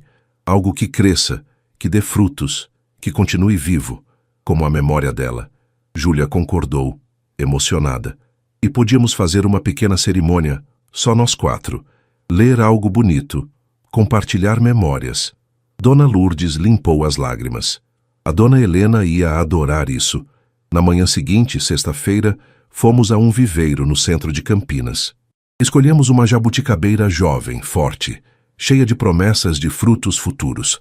Voltamos para casa e cavamos um buraco no jardim, bem ao lado das azaleias de Helena. Plantamos a árvore juntos, cada um colocando terra com as próprias mãos.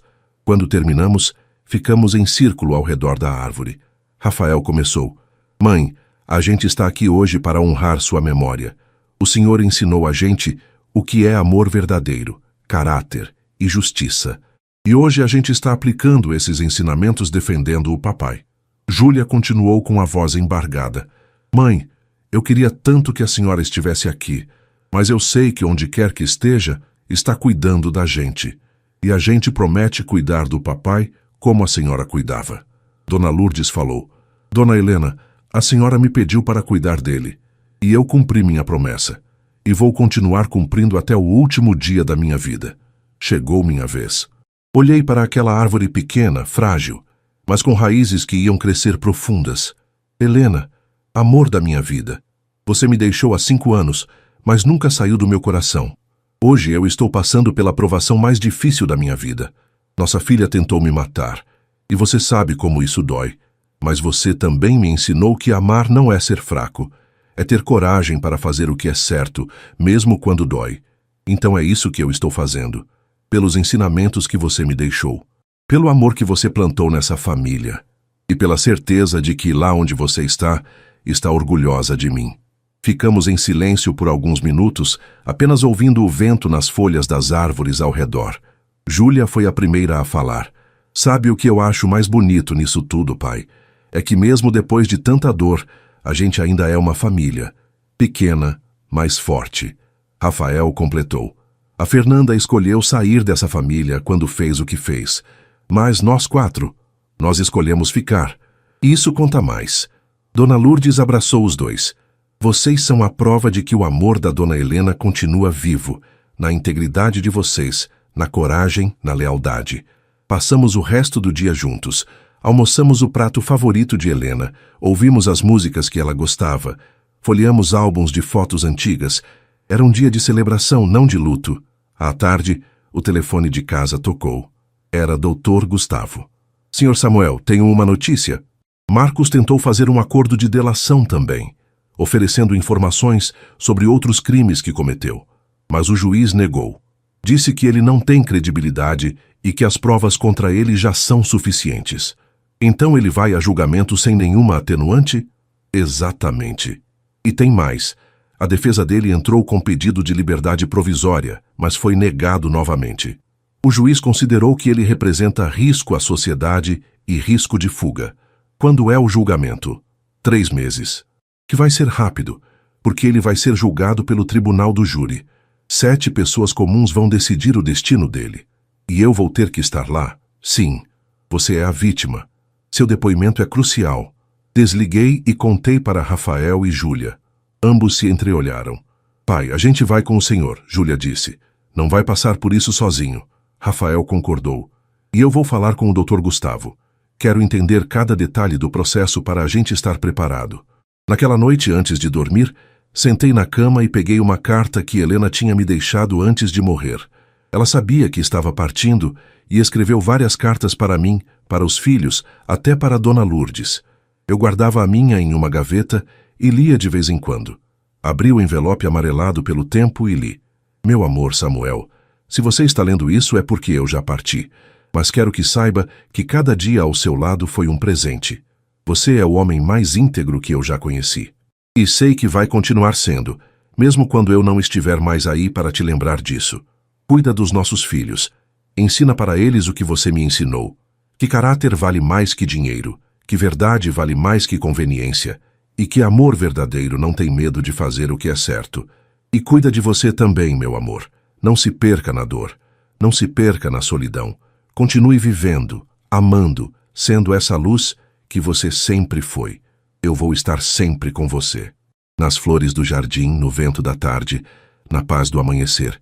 E um dia, quando for a sua hora, a gente se encontra de novo. Te amo para sempre, Helena. Dobrei a carta com cuidado e a coloquei de volta no envelope. Helena tinha razão. Eu precisava continuar sendo luz, mesmo na escuridão que Fernanda tinha trazido. E olhando pela janela, vendo a lua iluminar a jabuticabeira que plantamos mais cedo, soube que estava no caminho certo, porque família verdadeira não é quem te vê brilhar.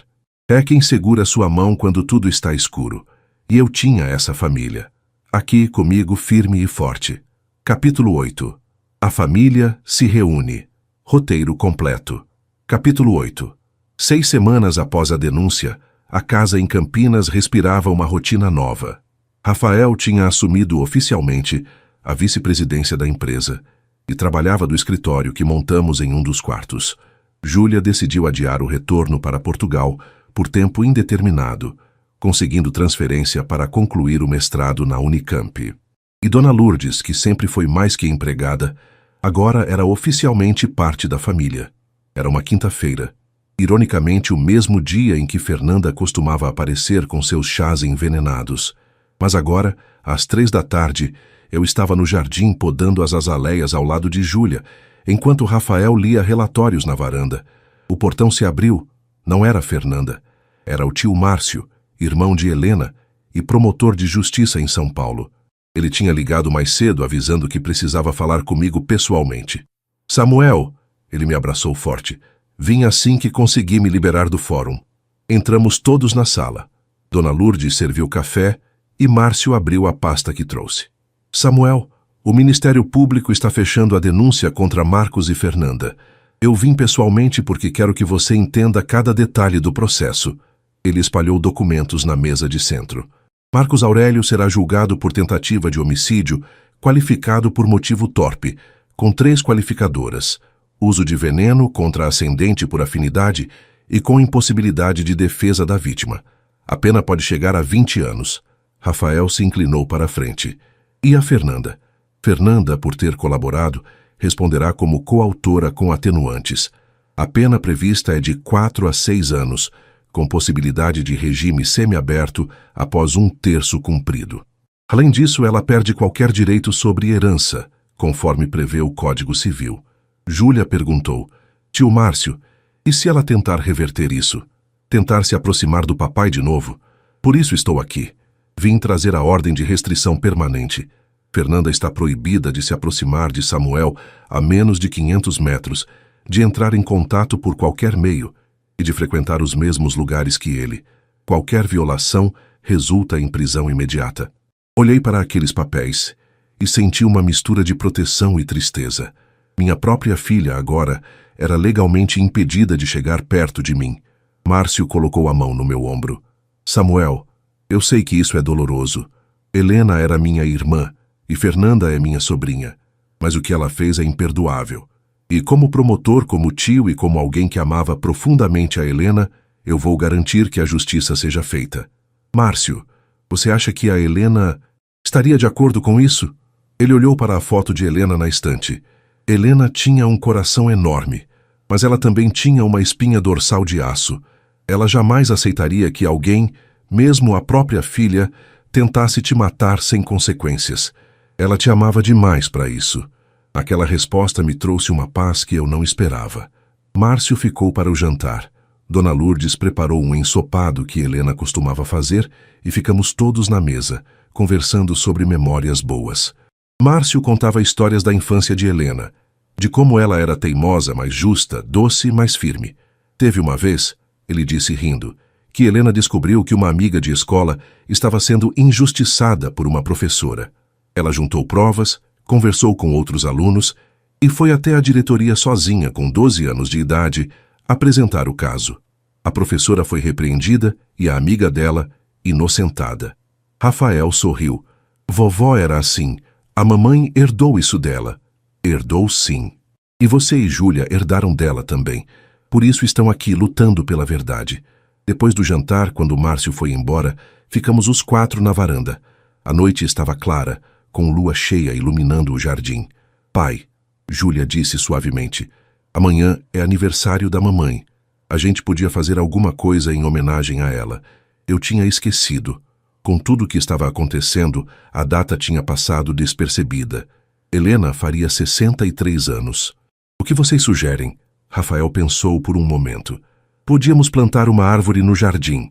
Algo que cresça, que dê frutos, que continue vivo, como a memória dela. Júlia concordou emocionada. E podíamos fazer uma pequena cerimônia, só nós 4. Ler algo bonito, compartilhar memórias. Dona Lourdes limpou as lágrimas. A dona Helena ia adorar isso. Na manhã seguinte, sexta-feira, fomos a um viveiro no centro de Campinas. Escolhemos uma jabuticabeira jovem, forte, cheia de promessas de frutos futuros. Voltamos para casa e cavamos um buraco no jardim, bem ao lado das azaleias de Helena. Plantamos a árvore juntos, cada um colocando terra com as próprias mãos. Quando terminamos, ficamos em círculo ao redor da árvore. Rafael começou. Mãe, a gente está aqui hoje para honrar sua memória. O Senhor ensinou a gente o que é amor verdadeiro, caráter e justiça. Que hoje a gente está aplicando esses ensinamentos defendendo o papai. Júlia continuou, com a voz embargada. Mãe, eu queria tanto que a senhora estivesse aqui, mas eu sei que onde quer que esteja, está cuidando da gente. E a gente promete cuidar do papai, como a senhora cuidava. Dona Lourdes falou, Dona Helena, a senhora me pediu para cuidar dele, e eu cumpri minha promessa, e vou continuar cumprindo até o último dia da minha vida. Chegou minha vez. Olhei para aquela árvore pequena, frágil, mas com raízes que iam crescer profundas. Helena, amor da minha vida, você me deixou há 5 anos, mas nunca saiu do meu coração. Hoje eu estou passando pela provação mais difícil da minha vida. Nossa filha tentou me matar, e você sabe como isso dói. Mas você também me ensinou que amar não é ser fraco, é ter coragem para fazer o que é certo, mesmo quando dói. Então é isso que eu estou fazendo, pelos ensinamentos que você me deixou, pelo amor que você plantou nessa família, e pela certeza de que lá onde você está orgulhosa de mim. Ficamos em silêncio por alguns minutos, apenas ouvindo o vento nas folhas das árvores ao redor. Júlia foi a primeira a falar. Sabe o que eu acho mais bonito nisso tudo, pai? É que mesmo depois de tanta dor a gente ainda é uma família, pequena, mas forte. Rafael completou. A Fernanda escolheu sair dessa família quando fez o que fez, mas nós 4, nós escolhemos ficar. E isso conta mais. Dona Lourdes abraçou os 2. Vocês são a prova de que o amor da Dona Helena continua vivo, na integridade de vocês, na coragem, na lealdade. Passamos o resto do dia juntos, almoçamos o prato favorito de Helena, ouvimos as músicas que ela gostava, folheamos álbuns de fotos antigas. Era um dia de celebração, não de luto. À tarde, o telefone de casa tocou. Era Dr. Gustavo. Senhor Samuel, tenho uma notícia. Marcos tentou fazer um acordo de delação também, oferecendo informações sobre outros crimes que cometeu, mas o juiz negou. Disse que ele não tem credibilidade e que as provas contra ele já são suficientes. Então ele vai a julgamento sem nenhuma atenuante? Exatamente. E tem mais. A defesa dele entrou com pedido de liberdade provisória, mas foi negado novamente. O juiz considerou que ele representa risco à sociedade e risco de fuga. Quando é o julgamento? 3 meses. Vai ser rápido, porque ele vai ser julgado pelo tribunal do júri. 7 pessoas comuns vão decidir o destino dele. E eu vou ter que estar lá? Sim, você é a vítima. Seu depoimento é crucial. Desliguei e contei para Rafael e Júlia. Ambos se entreolharam. Pai, a gente vai com o senhor, Júlia disse. Não vai passar por isso sozinho. Rafael concordou. E eu vou falar com o Dr. Gustavo. Quero entender cada detalhe do processo para a gente estar preparado. Naquela noite, antes de dormir, sentei na cama e peguei uma carta que Helena tinha me deixado antes de morrer. Ela sabia que estava partindo e escreveu várias cartas para mim, para os filhos, até para Dona Lourdes. Eu guardava a minha em uma gaveta e lia de vez em quando. Abri o envelope amarelado pelo tempo e li. Meu amor, Samuel, se você está lendo isso, é porque eu já parti.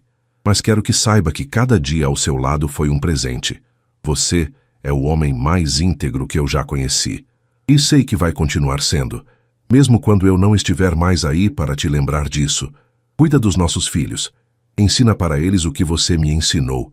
Que caráter vale mais que dinheiro, que verdade vale mais que conveniência e que amor verdadeiro não tem medo de fazer o que é certo. E cuida de você também, meu amor. Não se perca na dor, não se perca na solidão. Continue vivendo, amando, sendo essa luz que você sempre foi. Eu vou estar sempre com você. Nas flores do jardim, no vento da tarde, na paz do amanhecer. E um dia, quando for a sua hora, a gente se encontra de novo. Te amo para sempre, Helena. Dobrei a carta com cuidado e a coloquei de volta no envelope. Helena tinha razão. Eu precisava continuar sendo luz. Mesmo na escuridão que Fernanda tinha trazido, e olhando pela janela, vendo a lua iluminar a jabuticabeira que plantamos mais cedo, soube que estava no caminho certo. Porque família verdadeira não é quem te vê brilhar. É quem segura sua mão quando tudo está escuro. E eu tinha essa família. Aqui, comigo, firme e forte. Fim do capítulo 8. Capítulo 9. Justiça sem piedade. Roteiro completo. Capítulo 9. Os 3 meses até o julgamento passaram em uma rotina estranha de normalidade forçada. Voltei a trabalhar algumas horas por dia, sempre com Rafael ao lado. Júlia continuava seus estudos na Unicamp e vinha almoçar em casa todos os dias. Dona Lourdes mantinha a casa funcionando como um relógio. Mas no fundo todos nós sabíamos. Estávamos esperando. Esperando o dia em que olharíamos nos olhos de quem tentou me matar e diríamos, na frente da justiça, toda a verdade. Uma semana antes do julgamento, Dr. Gustavo nos chamou para uma reunião preparatória em seu escritório. Sr. Samuel, Rafael, Júlia, vou ser direto com vocês. Julgamentos de júri são imprevisíveis. 7 pessoas comuns vão ouvir os fatos e decidir. Por isso precisamos estar impecáveis. Ele abriu uma pasta grossa. Samuel, você vai depor como vítima. O promotor vai te fazer perguntas para estabelecer os fatos.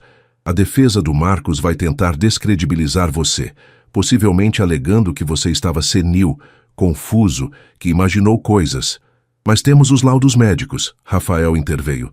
Sim, e isso é nossa maior arma.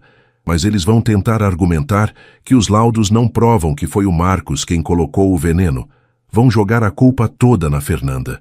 Júlia ficou indignada. Mas foi ele quem planejou tudo. E é isso que vamos provar. Temos as mensagens, os áudios, os extratos bancários, mas precisamos apresentar isso de forma clara e emocional para o júri.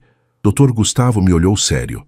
Samuel, quando você subir naquele banco de testemunhas, não esconda a emoção. O júri precisa ver sua dor, sua dignidade, sua humanidade, mas também precisa ver sua firmeza. Você não está ali como vítima fraca, está ali como homem que exige justiça. Passei aquela semana ensaiando mentalmente meu depoimento. À noite, Rafael e Júlia faziam perguntas simuladas para me preparar. Dona Lourdes ficava sentada no sofá, apenas observando, como uma torcida silenciosa. Na véspera do julgamento, não consegui dormir. Fiquei na varanda olhando o jardim, a jabuticabeira que plantamos já com pequenos brotos novos. Pensei em Helena. Pensei em como a vida tinha me levado até ali. Rafael apareceu de madrugada, também sem conseguir dormir. Pai, amanhã vai ser difícil. Eu sei, filho, mas a gente está pronto, e a verdade vai vencer. Ele tinha a mesma determinação da mãe. O dia amanheceu nublado em Campinas. Vestimos roupas formais. Eu de terno cinza, Rafael de terno azul marinho, Júlia com um vestido discreto. Dona Lourdes fez questão de nos acompanhar, mesmo sendo apenas espectadora. Chegamos ao Fórum de Campinas às 8 da manhã. Havia repórteres na porta. Rafael me protegeu, abrindo o caminho. Dr. Gustavo nos esperava dentro. Vamos para a sala de testemunhas. Lá vocês ficam até ser chamados, Samuel. A sala era pequena, com cadeiras desconfortáveis. Ficamos ali por quase 2 horas. Júlia segurava minha mão.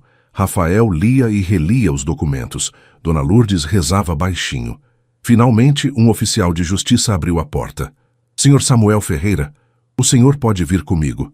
Levantei, respirei fundo. Júlia me beijou no rosto. Rafael apertou meu ombro. Dona Lourdes sussurrou. A dona Helena está com o senhor. Entrei no plenário do júri. A sala era grande, formal e intimidadora. Do lado esquerdo, o promotor Márcio e sua equipe. Do lado direito, a defesa. E ao fundo, numa mesa separada, Marcos Aurélio, algemado, com cara de poucos amigos. Nossos olhos se encontraram. Ele me olhou com um misto de desprezo e medo. Eu o olhei com firmeza. Sentei no banco das testemunhas. O juiz, Dr. Alberto Mendes, me cumprimentou formalmente e me fez jurar dizer a verdade. Juro. O promotor Márcio se levantou e começou. Senhor Samuel, o senhor pode nos contar com suas palavras o que aconteceu nos últimos meses?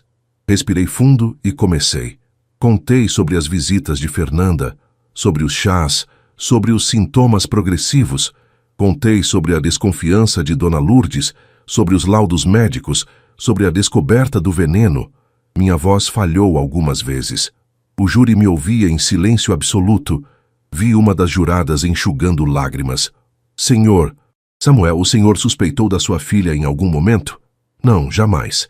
Porque você não espera que a pessoa que você criou, que você amou, que você deu tudo, tente te matar. Márcio mostrou os laudos para o júri.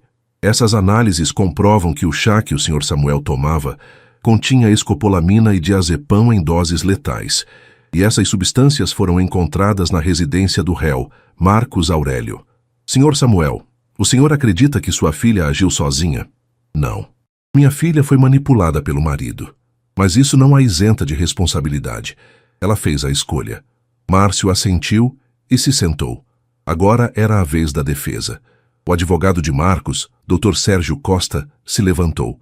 Ele tinha um ar arrogante, confiante. Senhor Samuel, o senhor não acha que pode estar confundindo as coisas? Afinal, o senhor mesmo admitiu que teve episódios de confusão mental. Eu tive confusão mental porque estava sendo envenenado. Mas como o senhor pode ter certeza? O senhor não poderia estar simplesmente envelhecendo? Senti a raiva subir, mas me controlei. Eu tenho 62 anos, não 90, e os laudos médicos comprovam intoxicação, não envelhecimento. Mas os laudos não provam que foi meu cliente quem colocou o veneno, provam? Provam sim. Foram encontrados frascos de escopolamina e diazepam na casa dele. E há mensagens dele instruindo minha filha sobre as dosagens. O advogado tentou argumentar, mas Márcio se levantou. Excelência, as provas documentais serão apresentadas a seguir. O advogado de defesa está tentando confundir a testemunha. O juiz concordou. Dr. Sérgio, atenha-se aos fatos. O advogado, irritado, mudou de tática.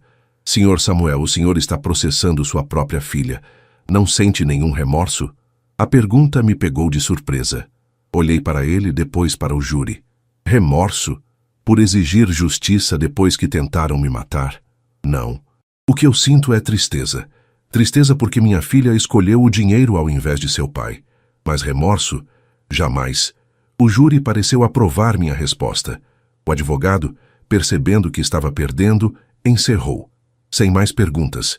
Desci do banco e voltei para a sala de testemunhas. Júlia me abraçou forte. Rafael disse, foi perfeito, pai. Nas horas seguintes, outras testemunhas foram chamadas. Dr. Henrique depôs sobre os laudos médicos. Dona Lourdes depôs sobre o que tinha visto. Peritos explicaram a toxicidade das substâncias. E então o momento mais tenso. Fernanda foi chamada para depor. Ela entrou no plenário cabisbaixa, magra, com olheiras profundas. Usava tornozeleira eletrônica. Não olhou para onde eu estava. O promotor Márcio foi direto. Senhora Fernanda, a senhora confessa que colocou substâncias tóxicas no chá de seu pai? Ela mal conseguia falar. Sim. E quem mandou a senhora fazer isso? Ela apontou para Marcos. Ele, meu marido. Marcos explodiu da mesa. Mentira! Ela está mentindo para se salvar. O juiz bateu o martelo. Silêncio. Mais uma palavra e o senhor sai da sala. Fernanda continuou chorando. Ele planejou tudo. Disse que quando meu pai morresse, eu herdaria tudo e poderíamos pagar as dívidas dele. Ele me pressionou, me ameaçou. Eu estava com medo. Mas a senhora concordou? Silêncio. Ela baixou a cabeça. Sim, eu concordei. O júri a olhava com uma mistura de pena e repulsa. Quando Fernanda terminou, foi a vez de Marcos depor. Ele negou tudo, disse que era inocente, que Fernanda tinha inventado tudo, mas as provas eram esmagadoras. Após todos os depoimentos, o juiz deu a palavra final para o promotor e para a defesa. Márcio fez um discurso poderoso. Senhores jurados, este não é um caso comum. Este é um caso de traição familiar da pior espécie. Um homem íntegro, que construiu uma vida honesta, foi envenenado lentamente pela própria filha e pelo genro, por pura ganância. As provas são claras, os laudos são indiscutíveis. Marcos Aurélio planejou friamente a morte de Samuel Ferreira e merece a pena máxima que a lei permite. O júri se retirou para deliberar. Ficamos esperando por 3 horas intermináveis. Rafael andava de um lado para o outro. Júlia rezava. Dona Lourdes segurava minha mão. Finalmente, o júri voltou. O porta-voz se levantou. Nós, jurados por unanimidade, consideramos o réu Marcos Aurélio culpado de tentativa de homicídio qualificado. A sala explodiu em murmúrios. Marcos ficou pálido. O juiz bateu o martelo e anunciou: Marcos Aurélio, você é condenado a 12 anos de reclusão em regime fechado. Fernanda Ferreira, por colaboração com a justiça, é condenada a 4 anos em regime semiaberto. Foi feito. Justiça foi feita. Saímos do fórum sob chuva fina, mas dentro de mim havia sol. 6 meses depois do julgamento, a vida em Campinas tinha encontrado um novo ritmo. Um ritmo mais leve, mais verdadeiro, mais paz. Era uma manhã de sábado, e o sol entrava pela janela do meu quarto com aquela luz dourada que Helena tanto amava. Levantei cedo, como sempre faço, e fui até o jardim. A jabuticabeira que plantamos em homenagem a ela já estava maior, mais forte, com pequenos frutos começando a aparecer. Dona Lourdes já estava na cozinha preparando o café. O cheiro de pão caseiro enchia a casa. Bom dia, seu Samuel, dormiu bem? Dormi, Lourdes. Pela primeira vez em muito tempo, dormi sem pesadelos. Ela sorriu, aquele sorriso maternal que se tornou minha âncora. Rafael desceu logo em seguida, já de camisa social.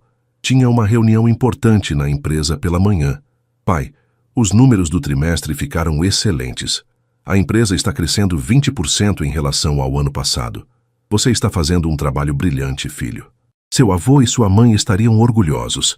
Júlia apareceu minutos depois, ainda de pijama, com os cabelos bagunçados e um livro de medicina na mão. Bom dia, família. Dormi estudando e nem vi a hora passar. Sentamos os 4 na mesa da varanda para o café. Era um ritual que havíamos estabelecido. Todas as manhãs de sábado, sem exceção, café juntos. Sem celulares, sem distrações, só a família. Pai, Júlia disse, passando manteiga no pão, semana que vem vou apresentar minha pesquisa na Unicamp. É sobre intoxicações medicamentosas e como identificá-las precocemente. Olhei para ela emocionado. Você transformou dor em propósito, filha. Aprendi com o senhor, pai, e com a mamãe. Após o café, Rafael foi para a reunião e Júlia voltou para os estudos. Fiquei no jardim com Dona Lourdes, que estava regando as plantas. Lourdes, preciso te falar uma coisa. Ela parou e me olhou preocupada. Aconteceu algo, seu Samuel? Não, nada de ruim. Na verdade, é algo bom. Eu estive conversando com meu advogado e com o Rafael. Quero oficializar você como herdeira parcial dos meus bens. Ela largou o regador, atônita. Seu Samuel, eu não preciso disso. Eu sei que não precisa. Mas você merece. Você salvou minha vida, Lourdes. Literalmente. E mais do que isso, você sempre foi família. Está na hora de isso ser reconhecido legalmente. Ela começou a chorar, e eu a abracei. A dona Helena ia querer isso. Eu sei que ia. Eu também sei, Lourdes. Por isso estou fazendo. Naquela tarde recebi uma ligação inesperada. Era Dr. Gustavo. Senhor Samuel, tenho uma notícia. Marcos Aurélio foi transferido para o presídio de segurança máxima em Tremembé. Ele tentou subornar um guarda para conseguir um celular e foi pego. Perdeu todos os benefícios e está em regime disciplinar diferenciado. E a Fernanda? Fernanda está cumprindo pena em regime semiaberto. Trabalha em uma biblioteca pública durante o dia e volta para a unidade prisional à noite. Pelo que sei, tem tido bom comportamento. Ela tentou entrar em contato? Não, ela está respeitando a ordem de restrição. Mas o advogado dela me perguntou se no futuro você consideraria receber uma carta dela. Fiquei em silêncio por um momento. Talvez, mas não agora, ainda não. Entendo. Vou comunicar ao advogado dela. Desliguei e fiquei pensando. Fernanda estava pagando por seus erros, e isso de certa forma trouxe um fechamento. Não era o fechamento que eu queria quando ela era criança. Eu sonhava vê-la feliz, realizada, íntegra, mas era o fechamento que a realidade impôs. Na semana seguinte, recebi a visita de tio Márcio. Ele trazia documentos sobre a empresa e também notícias sobre o caso. Samuel, oficialmente o processo está encerrado. Marcos não vai sair tão cedo. E Fernanda, se mantiver o comportamento, pode progredir para regime aberto em 2 anos. E quanto à empresa, ela perdeu os direitos? Perdeu. Pela lei, ela foi deserdada por tentativa de homicídio. Todos os bens que seriam dela foram redistribuídos entre Rafael e Júlia. E a parte que você destinou para Dona Lourdes também já está formalizada. Assenti, sentindo que uma fase estava finalmente se fechando. Márcio, obrigado por tudo, por ter lutado pela justiça, por ter honrado a memória da Helena. Ele colocou a mão no meu ombro. Helena era minha irmã, e você é meu cunhado e amigo. Faria tudo de novo. Após a visita de Márcio, subi para o escritório onde Helena costumava trabalhar. Peguei uma caixa que estava guardada no armário.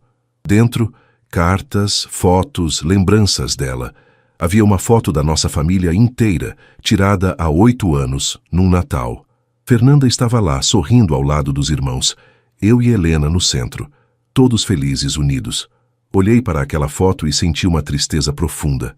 Não pela justiça que foi feita, mas pela família que se perdeu. Pelo sonho que não se realizou. Pela filha que escolheu um caminho que a afastou de tudo que era verdadeiro. Coloquei a foto de volta na caixa e fechei. Não com raiva, mas com aceitação. No domingo, fomos todos à missa na igreja que Helena frequentava. O padre, que conhecia nossa história, fez uma reflexão sobre perdão e justiça. Perdoar não significa esquecer ou aceitar de volta.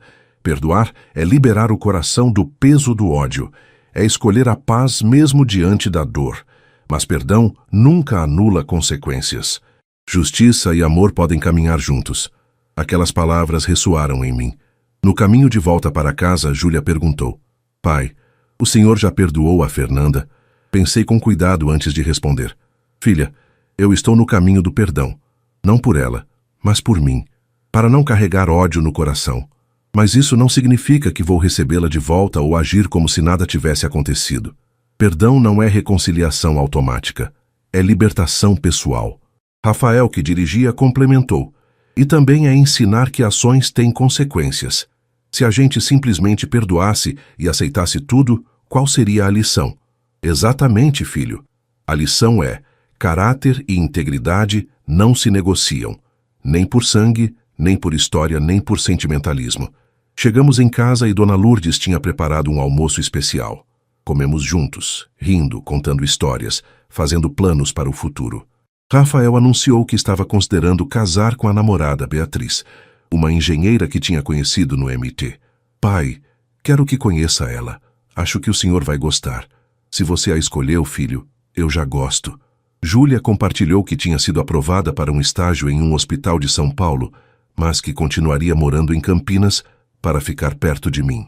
Filha, se você precisar se mudar, não se preocupe comigo. Estou bem. Tenho o Rafael, tenho a Lourdes. Pai, eu quero ficar perto. A gente perdeu tempo demais separados. Agora eu quero aproveitar cada momento. Aquela tarde, sentado na varanda com uma xícara de café preparada por Dona Lourdes, agora eu voltava a tomar café e chá sem medo. Refleti sobre tudo o que tinha acontecido. Tinha sido envenenado pela própria filha. Tinha enfrentado a morte de forma lenta e silenciosa. Tinha descoberto traição, onde esperava amor. Tinha visto minha família desmoronar. Mas também tinha descoberto lealdade em quem menos esperava. Tinha visto coragem em Dona Lourdes. Tinha recebido amor incondicional de Rafael e Júlia. Tinha encontrado justiça no sistema legal. E tinha reencontrado a paz. Olhei para o jardim, para a jabuticabeira crescendo forte, para as azaleias de Helena em plena floração, para o ipê amarelo que começava a soltar suas flores. Vida, renovação, recomeço. Peguei meu celular e gravei uma mensagem de voz para os meus filhos. Rafael, Júlia, só queria que vocês soubessem que sou o pai mais orgulhoso do mundo. Vocês poderiam ter virado as costas quando tudo ficou difícil, mas ficaram, lutaram, me defenderam. Isso é caráter, isso é família, e é a maior herança que a mãe de vocês e eu poderíamos ter deixado. Obrigado por serem quem são. Amo vocês. Enviei a mensagem e fechei os olhos, sentindo o vento suave da tarde. Dona Lourdes apareceu com um chau. Está esfriando, seu Samuel. Põe isso nos ombros. Obrigado, Lourdes, por tudo. Não só pelo chau, mas por tudo. Ela sorriu e sentou ao meu lado. A dona Helena está em paz, seu Samuel, tenho certeza. Eu também acho, Lourdes, eu também acho. Ficamos ali em silêncio, apenas observando o jardim, ouvindo os pássaros, sentindo a vida continuar. Porque a vida continua. Mesmo depois da traição, mesmo depois da dor, mesmo depois da perda, a vida continua.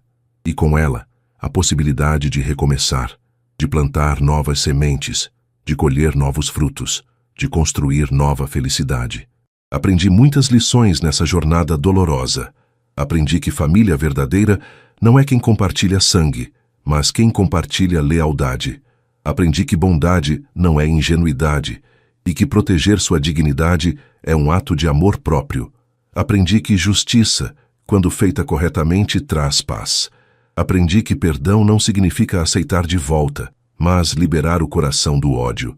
E, acima de tudo, aprendi que caráter não se negocia, nunca, por nada, por ninguém. Enquanto o sol começava a se pôr sobre Campinas, pintando o céu de laranja e rosa, olhei para aquele jardim que Helena tanto amava e sussurrei. Conseguimos, amor. A justiça foi feita.